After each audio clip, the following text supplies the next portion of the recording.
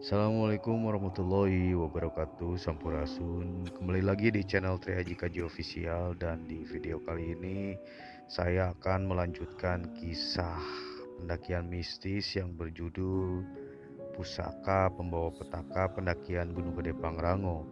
Untuk baraya yang belum sempat mendengarkan kisah part 1 dan part 2-nya, nanti bisa klik link di description. Nanti saya akan cantumkan linknya di description. Dan untuk part 3-nya langsung saja simak dan dengarkan.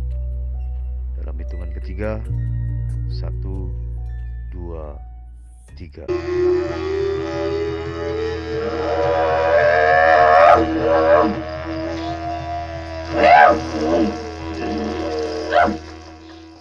Kami langsung masuk ke dalam sleeping bag masing-masing. Namun semakin aku mencoba untuk tertidur, pikiranku semakin liar, membayangkan semua keanehan ini. Van, lu jangan dulu tidur ya sebelum gue tidur, ucapku memohon. Rifan mengangguk setuju. Entah jam berapa hingga akhirnya aku pun bisa tertidur dengan sendirinya. Aku terbangun saat alarm di handphone kembali berbunyi. Pukul 1 dini hari. Tidak seperti kemarin. Kali ini suasana terasa sangat sepi sekali. Hanya suara dengkuran yang berasal dari teman-temanku saja yang aku dengar. Kubuka pintu tenda. Hawa dingin langsung menyerang tanpa ampun. Di luar benar-benar sepi. Sepertinya aku saja yang sudah terjaga di antara semua orang yang ada di tempat ini. Kulihat 3 tenda yang ada di sini keadaannya masih gelap, sedangkan 2 tenda lainnya dalam keadaan redup.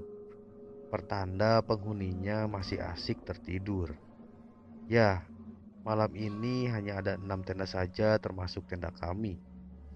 Aku berjalan mencari tempat untuk buang air kecil. Suasana mencekam sangat terasa saat mataku tertuju ke sebuah bangunan yang ada di dekat sumber air. Bulu kuduku langsung berdiri.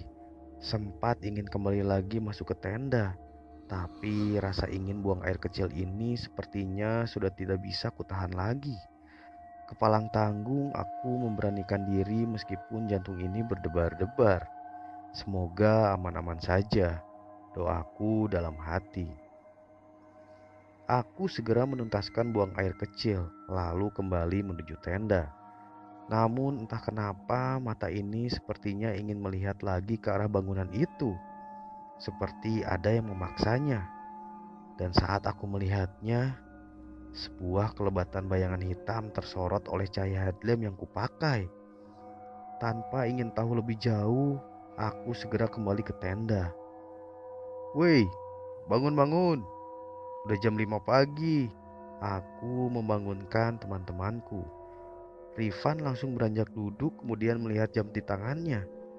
Kampret, nipu lu, ucap dia kesal. Aku hanya tersenyum. Ternyata usahaku berhasil. Dengan bangunnya teman-temanku, rasa takut yang tadi kurasakan perlahan menghilang. Gimana kita? Jadi summit gak? Aku mengawali perbincangan. Rifan dan Ferdi langsung melihat ke arah Toyib. Mau summit gak Toy? Tanya Rifan. Bebas, jawab Toyib datar. Jangan bebas-bebas Toy.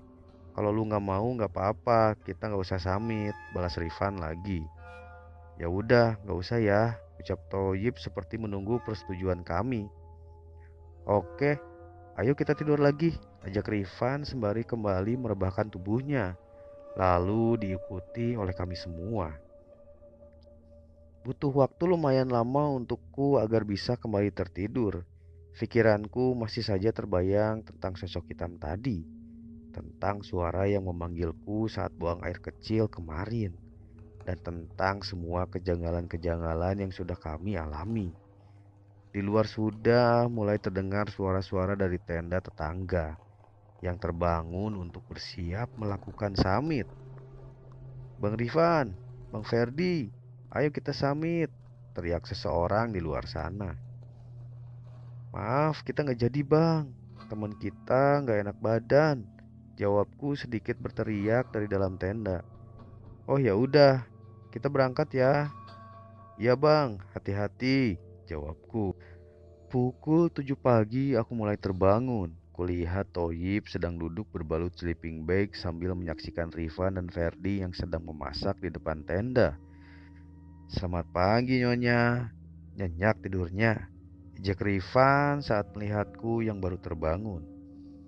Setelah selesai makan dan beres-beres, pukul 9 pagi kami mulai beranjak untuk turun.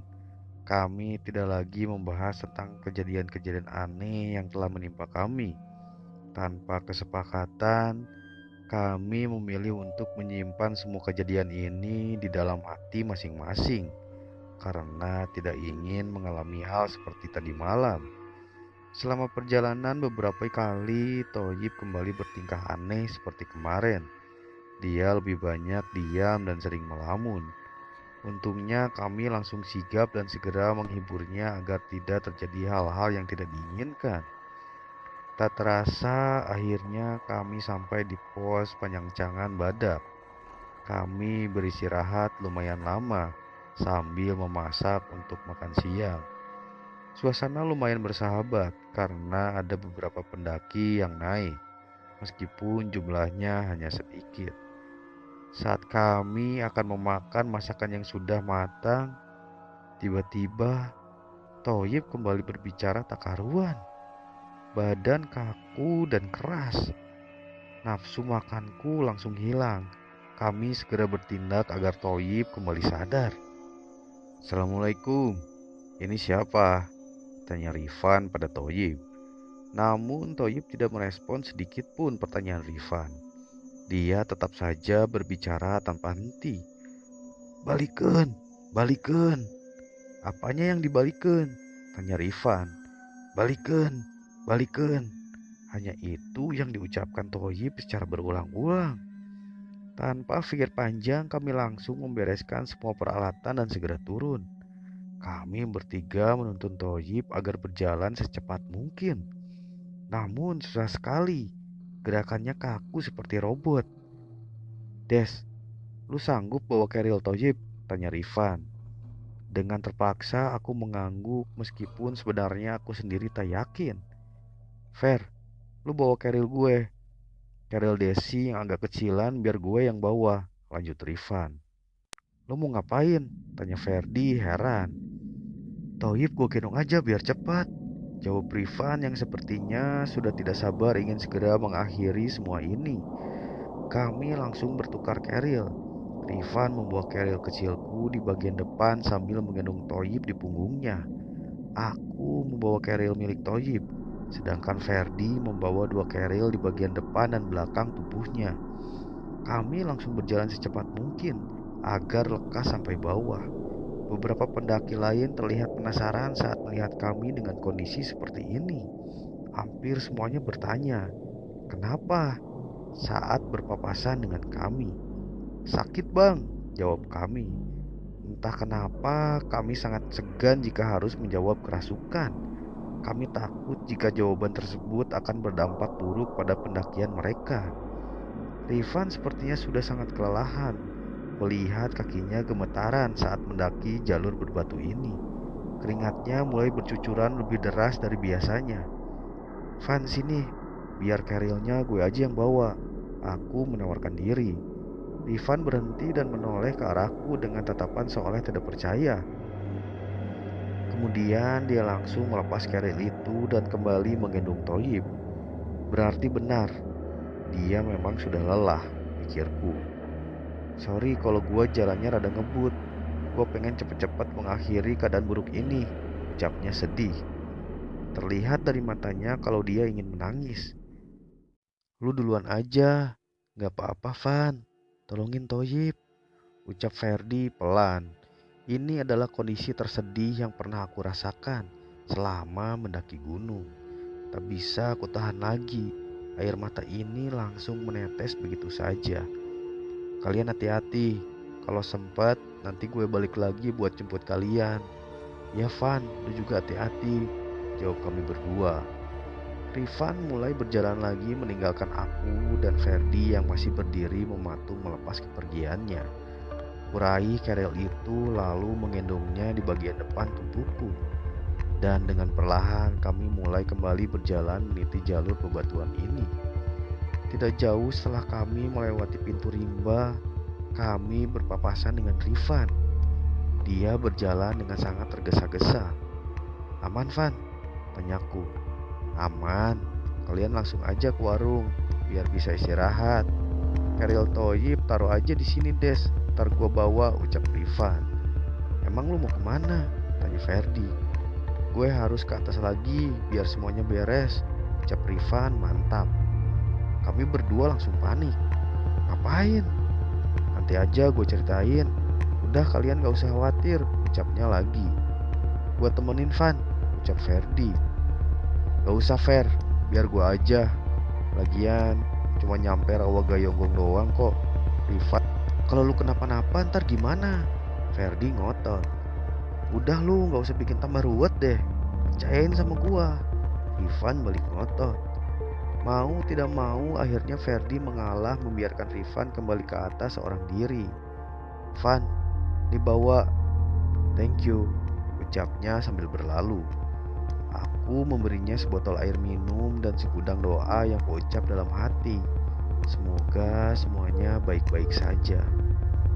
Pukul 2 siang akhirnya kami sampai di warung tempat kami istirahat kemarin sebelum memulai pendakian. Kulihat Toyib sedang duduk ditemani bapak penjaga warung.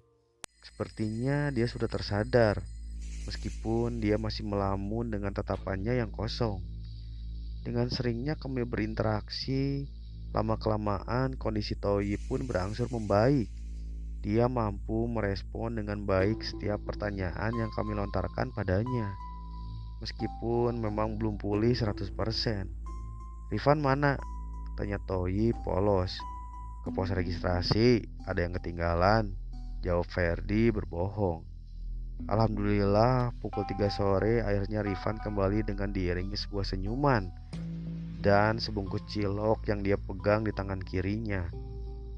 Rasa resah dan gelisah yang sedari tadi mengganggu pikiran dan hati kami seketika langsung sirna begitu saja. "Toy, udah waras loh," ucapnya sambil melahap cilok yang dia bawa. "Apaan sih? Emang gue gila?" ucap Toyib ketus. "Cie, gitu aja ngambek," Rifan menggodanya. Kini kami bisa tertawa lepas tanpa beban.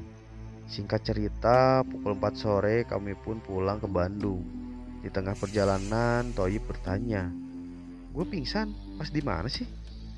"Rawagayonggong," sama Rifan. "Rawagayonggong itu sebelah mana?" "Tempat lu nemu cincin itu," jawab Rifan sambil tertawa. Aku pikir Rifan hanya bercanda. Kulihat jemari Toyib sudah tidak memakai cincin itu lagi. "Kemana cincin lu, Toy?" tanyaku ingin tahu. Seketika ekspresi Toyib langsung berubah. "Lain kali kalau nemu apa-apa di gunung jangan diambil, Toy. Bahaya, apalagi barang-barang kayak gitu," ucap Rifan. Pantas saja selama kami di sana banyak sekali gangguan yang kami dapat. Akhirnya kini aku mengerti. Ternyata cincin yang kemarin Toyib pakai itu bukan dari pamannya. Kalau saja cincin itu sampai terbawa ke rumah Toyib, bisa-bisa nyawa Toyib yang akan menjadi taruhannya. Kuharap ceritaku ini dapat dijadikan pelajaran untuk para pendaki lainnya. Jangan mengambil apapun selain foto. Jangan meninggalkan apapun selain jejak kaki. Dan jangan membunuh apapun selain waktu.